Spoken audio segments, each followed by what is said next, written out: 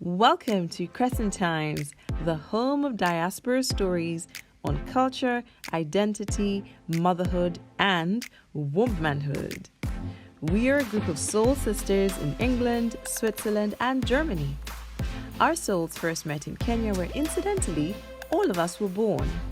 We invite you to join us in sharing stories and finding new paths to thrive in our spaces in the diaspora.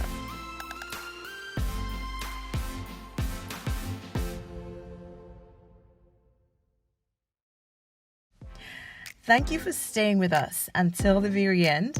Subscribe for our upcoming episodes to tell us what you'd like us to talk about on crescenttimes.info@gmail.com or hit us up on Instagram at Crescent Times. Shows that this brain activity that is good for you when you engage in meditation. And as a Christian, meditation is one of those things like, no, I'm not going to empty my head so that the devil can. Like, no, that's not what meditation is about. And don't be afraid of it. For that reason, there's good benefits that can come from it. Yeah. I mean, I think it's natural for people to be, for lack of a better word, afraid of that which you do not understand. And it's always sort of, there's a certain level of apprehension that comes with some of our communities when they're introduced to something new from a different community, you know? Yeah, interesting. I never, when I came to yoga, I really did not come at it from a spiritual place. I literally was just looking for another avenue to make my body more healthy, get that six pack and all that jazz. And what I got in return was I don't practice it as well as I should, but what I definitely got back in return is a more awareness of myself. Yeah. Oh, that's yeah, more awareness of my body in terms of what works for me, what doesn't. That's sort of the yoga lingo that you hear when you're watching these, do what works for you, do what feels right, do what feels good. And after some time, it permeates even into your everyday, if someone says something like, that doesn't feel right, step away, or doesn't feel good, address it. With maybe before being who my character, when things happen that make you uncomfortable, I was more likely to just either be quiet or not rock the boat. But then it's definitely awakened that within me, I think, just from hearing over and over. But I meditating, I'm terrible at meditating. I've tried. The breathing and sitting still and trying to empty your mind. I feel like the more I try to empty my mind, the more louder my head becomes.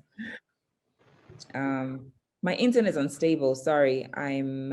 Oh, you're right. I'm all right. Okay. You're right. It's unstable. What I was thinking of while you were speaking about the breath work, actually. How obviously the meditating and then these African aunties will be like, Sherry, please, what is this? Move away from the chanting.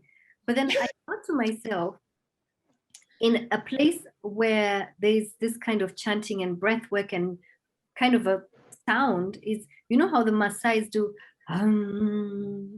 yes. I mean, don't you just think that is so regulatory and mesmerizing and meditative? And I can imagine there's all these benefits they also enjoy with the community, right? Yes. Even the Native Americans. Yes. The chanting and the movement and all and of then it. The movement, yeah. And you can even go into the Om sound, right? There's also like a vibration, especially like you mentioned the Maasai and even the Native American chanting. There's also a vibration, and I think like that also it plays some role. There's something that it does to, I don't know, everything. Your mind, you just feel calm. Like it's hypnotic to watch the Maasai. So they get into that, and then also they're dancing and they're jumping and all this.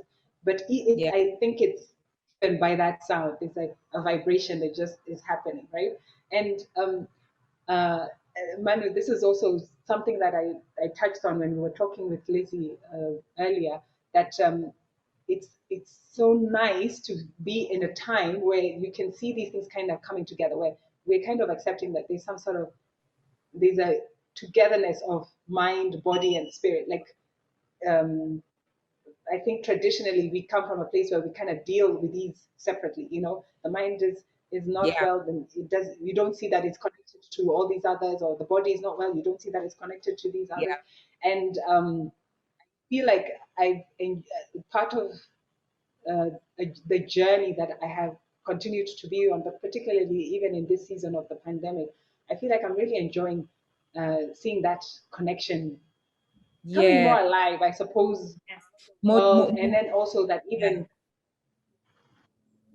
there's even more accessibility to understanding it out there.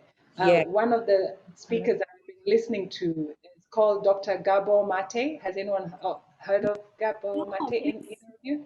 No. He's a physician doctor with a history in charge of palliative care, and he looks at, he specializes in childhood trauma and addiction primarily, and he has this way of understanding that even some of those early childhood experiences are tied to these other ailments that we come to think of.